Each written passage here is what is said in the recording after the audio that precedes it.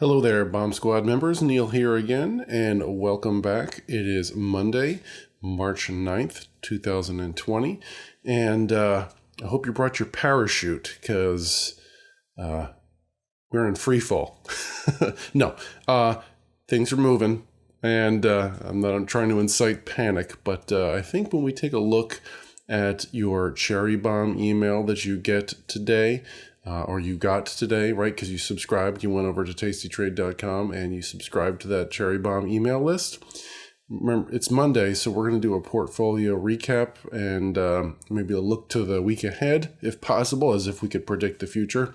But you'll see that on Monday today, we got an email from Sosnoff himself, and he's going to talk about how basically everybody's feeling it, and that it's a difficult time like this to defend any position. So if you feel like, well, this just isn't working, really, it's not working for anyone right now. So with that said, let's stop talking about to just me, and let's go into the platform and see what we've got going on. All right, so here we are. We've got our monitor tab open with our activity and positions. And just to call your attention to it over here, over the weekend, I try to do the how-to videos on the weekend, and or if I'm asked a question in the comments, I'll try to do that as quickly as possible. We created a custom watch list over here, and we can see the percent changes. That's something I didn't show. I changed that column. If you'd like to see how I get these columns to change, put a little comment in the comment section, and I will be happy to create a video on that. But here's the one that's got me concerned. Even though I don't have an oil position in this portfolio, in my real life one, I was bullish on oil, and that's going to hurt. So last night I took a picture before I went to bed on my phone of it being down almost 26% for a barrel of oil being $30.60 something cents. So that's a little madness. So, but besides that, if we were to take a look, and I've jumped ahead, we didn't do the portfolio. I'm looking at what's going on overnight here. The S&P is down almost 5%. NASDAQ, same, right? Not all that shocking. So, all right. So we've got some craziness happening here. Now, let's take a look at our positions. So we see here that, the market, if you remember at the end of last week, was going out the window again. So from being positive, we went negative here. But remember, the 4 trades that we currently have on, 3 of the 4 are defined risk. So as much as you don't like losing, there is that peace of mind, particularly in a market condition like this, where hey, fine, it may have blown through or is about to blow through our short and long strikes, okay? Taking a maximum loss, still, it's defined, right? So let's start alphabetically, why not? Let's go and take a look at Apple. So we're going to take a look at the charts tab here. And hit up Apple.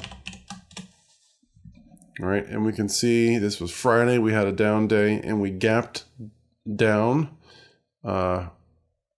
Let me get this date right. This was not Friday. This was Thursday. We gapped down on Friday and then came back up some, but even still lower than we closed. All right. So does that indicate anything? Probably not with the NASDAQ coming down, right? But let's see where we end up on our analysis. So taking a look at our risk profile here, we can see we're still inside these wide wings. All right. I'm not sure that it's going to remain there, though, but we might see that it still stays inside there. That would be nice. And how many days do we have left to expiration on this one? 39. So we still have a long time in this position.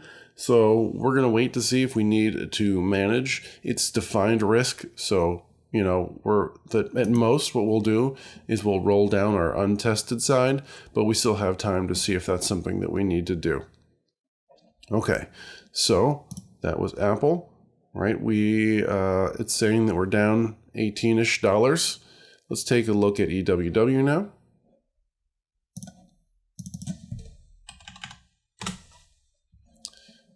All right, so on Thursday we had a down day, and on just like Apple, right? It gapped down on Friday and came back up, but not very much, right? Okay, so let's take a look at our days to expiration on that one. 18 days.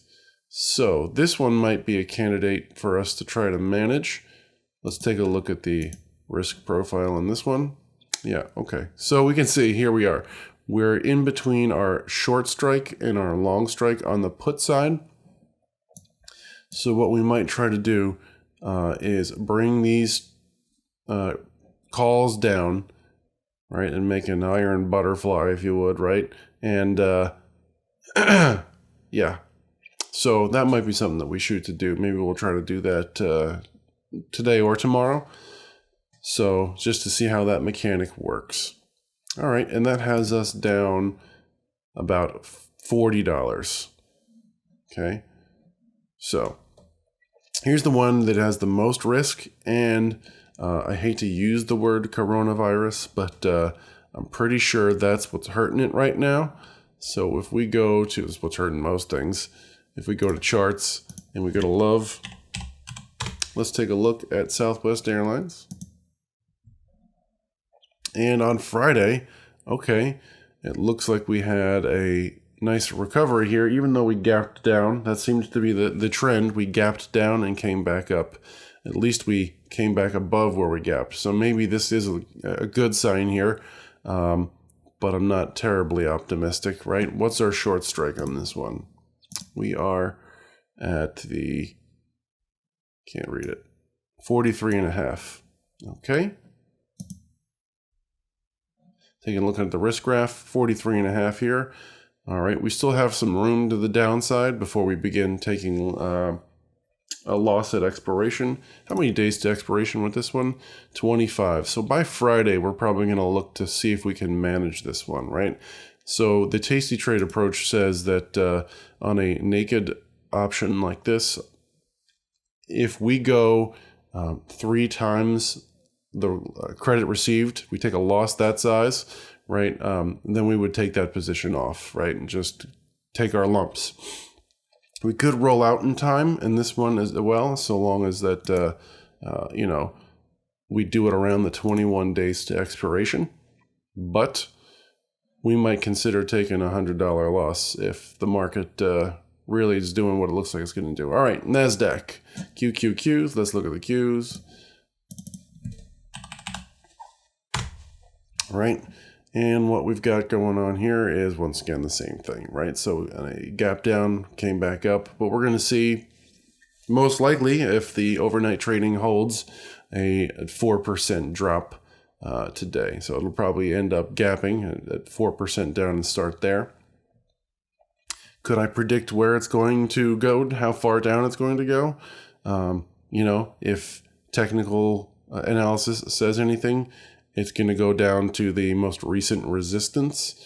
So you could argue that that would be this level here, right? So around the 195-ish mark. Okay, so yeah, all right. How many days to expiration on that one? 22 days to expiration on that one. And this is taking a look at the risk graph.